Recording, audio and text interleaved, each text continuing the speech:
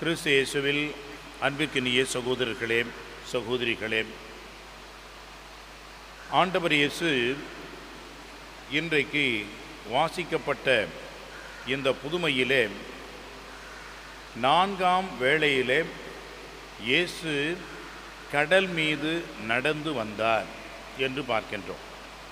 கடல் மீது நடப்பது என்பது ஒரு மிகப்பெரிய ஒரு ஆச்சரியம், அதிர்ச்சி, அதிசயம். அந்த வகையிலே இயேசு கடல் மீது நடந்து வருவதை அவர்கள் கண்டு பயப்படுகிறார்கள், அஞ்சுகிறார்கள்.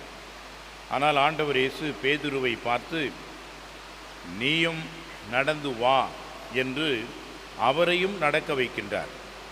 ஆனால் இயேசுவை பார்த்த வகையில் அவர் கடல் மீது நடக்கின்றார். ஆனால் கடலை பார்த்ததும் அவர் நடுங்குகின்றார்.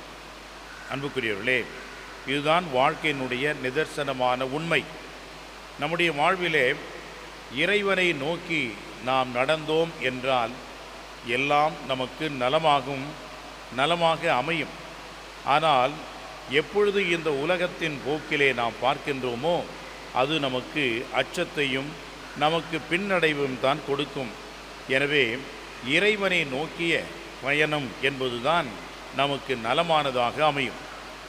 அந்த வகையிலே தான் திருச்சபையின் தூண்கள் என்று நாம் கொண்டாடுகின்ற புனித பேதுருவும் பவுலும் இயேசுவை இலக்காக கொண்டு அவர்கள் இயங்கினார்கள், வாழ்ந்தார்கள், இறுதி வரைக்கும் பயணம் செய்தார்கள். அந்த இருபெரும் தூண்களைத்தான் இன்றைக்கு நினைவு கூர்ந்து 2 பேருடைய பெயர்களில் எழுப்பப்பட்டிருக்கின்ற 2 மிகப்பெரிய பேராலயங்களாகிய பசிலிக்கா என்று சொல்லக்கூடிய இந்த 2 ஆலயங்களுடைய பெருவிழாவை நாம் கொண்டாடுகின்றோம். Saint Peter's basilica, Saint Paolo ஃபோரிதலா மூரா பசிலிக்கா என்று 2 பேராலயங்களுடைய விழாவை சிறப்பிக்கின்ற இந்த வேளையிலே இந்த 2 ஆலயங்களும் எப்படி முக்கியத்துவம் பெறுகிறது என்று சொன்னால், ஆண்டவருடைய சீடர்கள் இந்த இருவரும் எப்படி ஆண்டவர் இயேசுவுக்காக தனிச்சிறப்பு மிக்க திருத்தூதர்களாக இருந்தார்கள் என்பதை நாம் நினைவில் கொள்ள வேண்டும். பேதுரு என்பவர் ஆண்டவரே தேர்ந்தெடுத்த முதல் திருத்தந்தை, திருச்சபையினுடைய முதல் தலைவராக இருக்கின்றார். பவுலடியார் பிற இனத்தாருக்கு நற்செய்தி அறிவித்த பெரும் ஒரு நற்செய்தியாளராக இருக்கின்றார். இந்த 2ம் நமக்கு சிறப்பான ஒரு பாடம். திருச்சபை என்பது ஒரு பாரம்பரியமான ஒரு அமைப்பு. இந்த அமைப்பினுடைய தலையாக இருக்கக்கூடியவர் இயேசு, அதனுடைய செயல் தலைவராக இருக்கக்கூடியவர் பாப்பரசர். நாம் அனைவரும் இந்த திருச்சபையினுடைய அங்கத்தினர்கள். எனவே சேர்ந்தே இருப்போம்.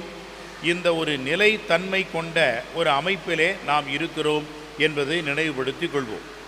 இரண்டாவதாக, எவ்வாறு பவுலடியார் இந்த ஒரு பாரம்பரியத்திலிருந்து சற்று மாற்றம் செய்து எல்லோரையும் சேர்த்து கொண்டாரோ அவ்வாறே நாமும் கண்களை திறப்போம், மற்ற உண்மைகளுக்கும் நாம் இடம் கொடுப்போம்.